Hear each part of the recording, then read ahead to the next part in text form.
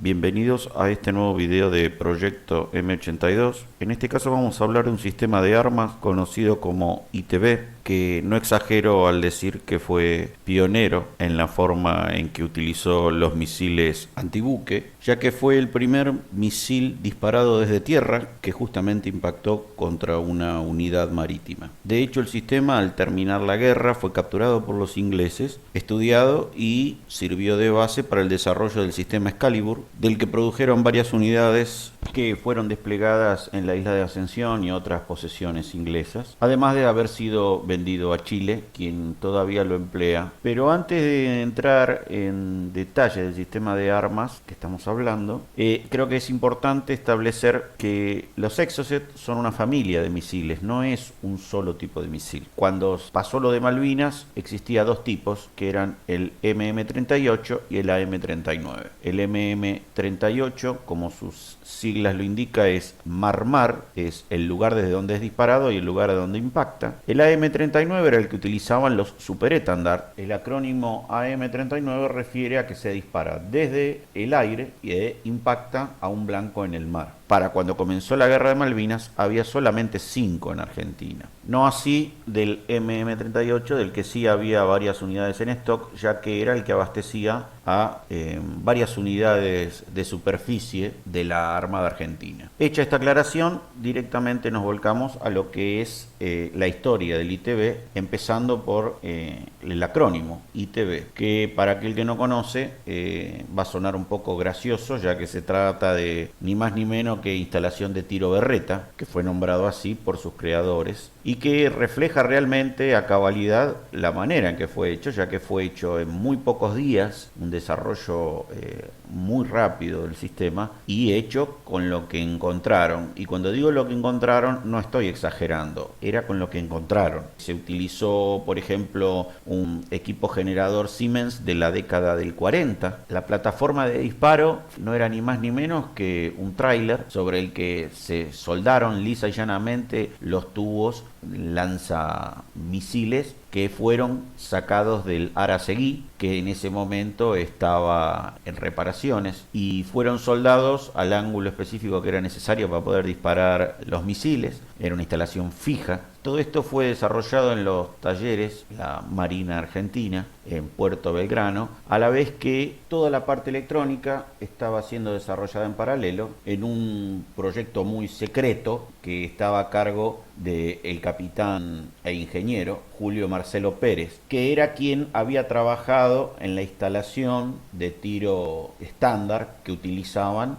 los buques de superficie de la Marina Argentina. Había estado dedicándose 10 años a eso, tenía inclusive un posgrado en Ingeniería Aeroespacial obtenido en la Universidad de Roma, pero él no lo hizo solo, trabajó con la ayuda de dos jóvenes técnicos, Luis Torelli y Antonio Jung. Para todo esto, el ingeniero Pérez ya había sido consultado de si se podía desinstalar todo el sistema, y después de un estudio había concluido que por lo menos se necesitaban 2 meses para desinstalar todo el sistema que estaba en el barco y poder reinstalarlo en una batería móvil, por lo cual se descartó esa idea. Lo que se hizo, de acuerdo a lo que el ingeniero supuso que se podía llegar a hacer, era mentirle al misil, hacerle creer básicamente que estaba en un barco. Si uno lee sobre los relatos, lo va contando como a medida que van cortando cables, van probando y juntando con otros cablecitos y demás, y viendo qué le producía eso al misil, hasta que en cierto momento concluyen que parece ser que el misil está listo para ser disparado,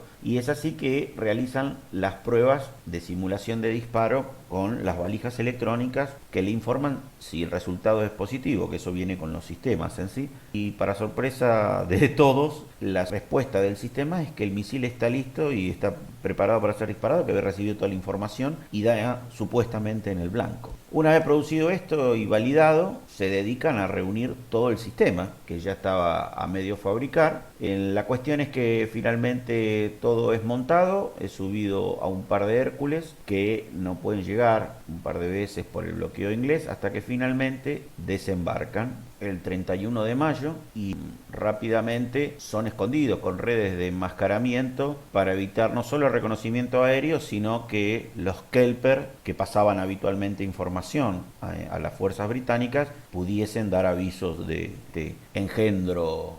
maléfico que estaban desembarcando los argentinos en ese lugar. El sistema, además del carretón y el grupo electrógeno que suministraba la alimentación, más los equipos que simulaban toda la información que el misil debía recibir, necesitaba de un radar que le diese la información específica del blanco, y ese radar llegó del grupo de artillería 3 del ejército, que les entregó un radar de infantería RASIT con el cual se obtenían los datos para informar al misil sobre el lanzamiento. Pero había un problema, ya que primero el radar tenía 30 kilómetros de alcance y el Exocet 40, con lo cual ya se habían perdido 10 kilómetros de la posibilidad de disparar el misil. Pero aparte de eso, el misil recibía los datos en una escala y el radar los entregaba de otra forma, por lo cual hubo que hacer tablas de conversión para que los datos obtenidos con el radar se pudiesen reconvertir rápidamente a los datos que el misil necesitaba. No contento con esto, algo que caracterizó en la cuestión de la guerra de Malvinas fue el lugar en donde emplazar todo esto. Debido a que fue hecho tan toscamente, tenía un peso excesivo, y el piso de Malvinas es un piso extremadamente endeble, es de turba. Eso es algo así como un grandísimo colchón de pasto en donde te hundís, en donde pisás te hundís, y si hablamos de algo que pesaba varias toneladas, imagínense cuál era el resultado. Entonces, después de estudiar en dónde podía instalarse, concluyeron que el único lugar viable en donde podía utilizarse la batería era en una curva que hacía el camino que venía desde el aeropuerto y conectaba con Puerto Argentino. Básicamente en esa zona el camino es una L, y en esa L era el único lugar en donde podía instalarse el carretón para poder, luego de disparar, retirar todo. Tampoco se podían quedar en ese lugar, porque si no hubiesen informado la posición en donde estaban y hubiesen sido abatidos por la artillería. Así que bueno, fue toda una aventura, inclusive la instalación del emplazamiento, que se realizaba, como ya les dije, todas las noches fuera de la mirada de los Kelper. Ya instalado el sistema, se intenta disparar y se produce un problema, un desperfecto técnico. Terminan haciendo una comunicación al continente y le preguntan a Torelli y Junt qué podría haber fallado. Bueno, analizan y encuentran que, irónicamente, lo que había fallado era un componente inglés, un elemento electrónico que habían sacado de Araceli, y después de analizar encuentran que una de las baterías antiaéreas SICAT que estaban instaladas tenía un kit de repuesto en el que venía ese componente inglés, por lo cual pueden efectuar la reparación. Al día siguiente vuelven a hacer toda la preparación de la instalación y demás. Cabe destacar que, para que la gente entienda, los ingleses son muy sistemáticos y todos los días el mismo barco hacía la misma trayectoria a la vez que bombardeaba. Se acercaban de noche porque de día les tenían terror a la fuerza aérea, pero de noche entonces hacían esa trayectoria, entonces ya sabían en qué horario los tenían que esperar y por qué lado venían. Segundo día que intentan hacer el disparo, el primer misil no sale disparado por un problema en el motor o en el propelente, no se sabe muy bien. Se apuran, y acá es donde he leído dos cosas diferentes. Por un lado,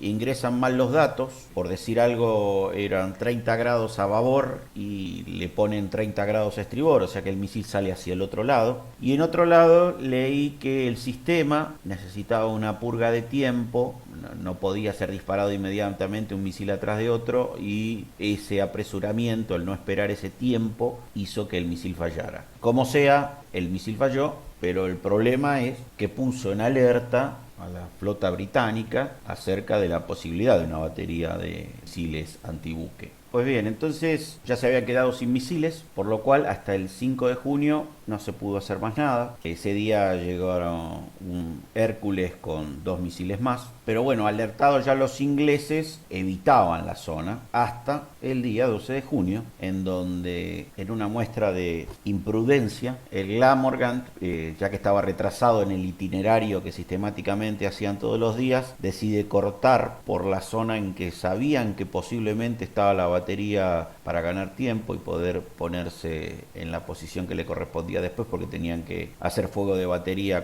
para apoyar al movimiento de unas unidades en tierra más adelante en el horario. Cortan por esa zona de muerte y le dan la oportunidad a la ITV de mostrar que podía funcionar el engendro. Cabe destacar una anécdota antes de comentar el resultado de esto, y es que todas las noches, imagínense, del 5 al 12 armaban la instalación durante la noche y la desarmaban antes de que amaneciera y se retiraban, así que era un trabajo bastante tedioso, llevaba unas 2 horas, como ya les dije, era todo un sistema muy pesado. Esa noche hay una llovizna, lluvia, frío, esperando que aparezca un blanco, y realizan algo muy gracioso, que fue una especie de, que los indios hacían la danza de la lluvia, bueno, realizan una danza alrededor de la instalación de tiro para que aparezca un blanco, y sobre el límite del radar, a las horas, a los 2990 metros, creo, algo así, casi en el límite marginal de lo que el radar detectaba, aparece un blanco. Entonces, rápidamente, antes de perder el blanco, hacen toda la preparación muy apresuradamente. Esta vez el misil sale en dirección al blanco, y estas imágenes que estamos viendo corresponden justamente a ese lanzamiento, en donde se ve el misil salir de la instalación, y a los pocos minutos se ve un resplandor blanco desde el mar, lo cual confirmaba que el misil había impactado el blanco. Según las declaraciones inglesas, el misil no explota. Al detectar el lanzamiento del misil, realizan una maniobra evasiva y el misil rebota literalmente contra el lateral del Glamorgan, se eleva y termina impactando contra el helicóptero que estaba en el hangar, y produce un incendio y explosiones. A causa de este impacto, 13 tripulantes del Glamorgan mueren y otros 22 son heridos. La idea del misil no es hundir específicamente al barco, sino sacarlo de servicio. Y si lo analizamos desde ese punto de vista, el impacto no solo inutiliza obviamente el helicóptero y a la plataforma donde despegaba sino que inutiliza varios de los equipos electrónicos, con lo cual el Glamorgan deja de ser un barco útil a los efectos del esfuerzo británico, y entonces con esto queda claro que se logra el objetivo. De esta anécdota es que surge que fue el último Exocet, porque fue justamente el último Exocet que fue disparado por las fuerzas argentinas. Día y medio después llega la rendición. Los ingleses se apoderan de la ITV porque al momento de que debía ser destruida, uno de los oficiales que estaba a cargo de la pieza le dice al personal, cuando estaban a punto de sabotearlo, que no lo hagan, que dejen todo así para que los ingleses vean que con el mamotreto ese les habían causado el daño tan importante que les habían causado. No solamente los británicos tomaron nota de esta cuestión, sino que después los rusos, y si no me equivoco los suecos, también fabricaron unidades costeras con misiles antibuque. Así que, si se quiere, el ingeniero Julio Pérez, que se retiró de la Armada unos años después con el grado de contraalmirante, fue el padre de este ingenio. Varios países terminaron tomando, y que también generó la revisión de la doctrina naval, porque ahora había una nueva arma que se manifestó bastante peligrosa y que obligó a rever en las marinas importantes de todo el mundo en esta posibilidad. También quería destacar que don Julio siempre fue muy humilde con respecto al logro técnico que